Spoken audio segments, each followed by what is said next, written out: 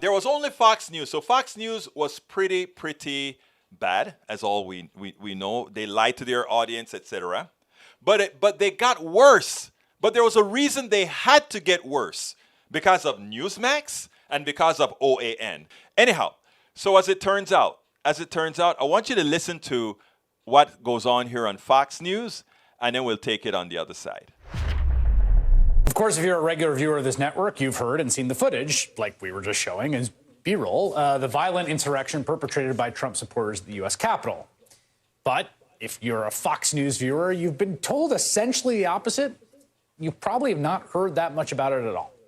We don't need no stinking commission to tell us what happened on January 6th. At least no one with a brain does. We already know what happened. First, there was an election that some believed was tainted by fraud. It's when a bunch of middle-aged people deep in credit card debt, white supremacists, teamed up with a guy dressed like Chewbacca to overthrow our democracy. Any proceeding would be used as yet another smear campaign against Donald Trump, all Republicans, and Trump supporters everywhere.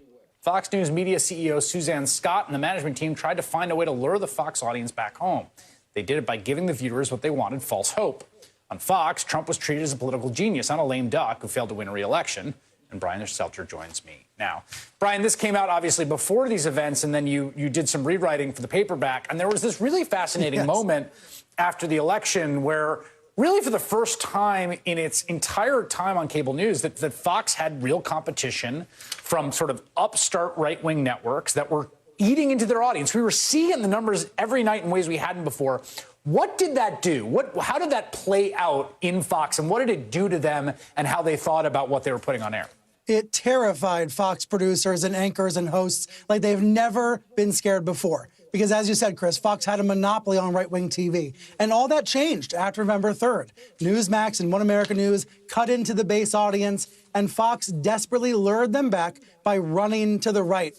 It happened step by step, day by day. It was kind of hard to notice if you were only watching minute by minute. But when I stepped back for hoax, it is clear every move Fox has made in the last 6 months is about getting rid of the news and adding more opinion about the news. And the result is it has worked. They have scared away Newsmax. They have rebounded in the ratings because they have radicalized. The view from certain parts, at least at the top of Fox, was like Joe Biden won this election and we should tell our viewers that.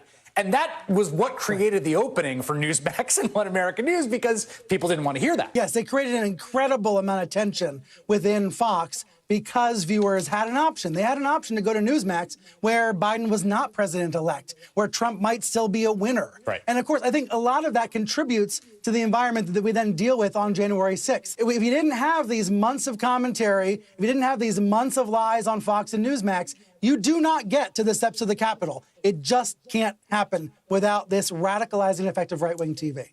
Who's giving the orders and who's receiving them? Who is following whom? Which has been a question throughout. Fox tries to set the agenda and they find they can't do it, that everyone is chasing the same base. Everyone thinks they're following. That's why so many sources at Fox started to leak to me in the Trump years. They were disturbed by the fact that they were setting the agenda for the president. A White House aide, a Trump White House aide said to me, Trump suffered from Fox News brain. He was in a cave of his own making. Right. That is scary, but what's scarier is that millions of viewers are there as well. And that is appreciably different from the Bush or the Obama years. There are real journalists at Fox, but there are fewer and fewer of them. They have fewer and fewer airtime, and they feel more and more pressure to toe the right-wing line. That's a story 20 years in the making, and it just moves along the same path. You know, if you're a reporter at Fox, you know the three-step approach that I outline in Hoax, the three-step approach to whitewashing bad news about the GOP. You ignore it if you can, or you excuse it if you can't, or you conspiracize it. And that's what we're seeing with the riot now. They ignore all the news every day about the fallout from the Capitol attack. Right. And when they can't ignore it, they come up with conspiracy theories about it.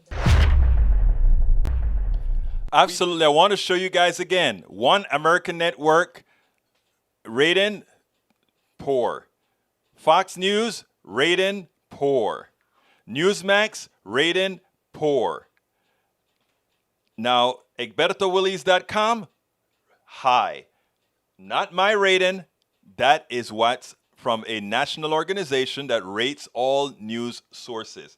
So for all my conservatives that are listening and anybody else who wants to know if we do our homework here, rest assured we do, and it has been noted that we do our homework. We spend a lot of time deconstructing the news, trying to parse it into a form that everybody can understand. We try to find those little nitpicks where it flies above the fray, etc. If you really like these videos that we do, I want to ask a big favor. Please go ahead, number one, subscribe to our channel, and number two, please join if you can. Thank you so kindly for watching. Keep watching. Please remember to share. We must populate the entire internet with our progressive message, a message that we know is what most Americans say that they want. So help us, please join.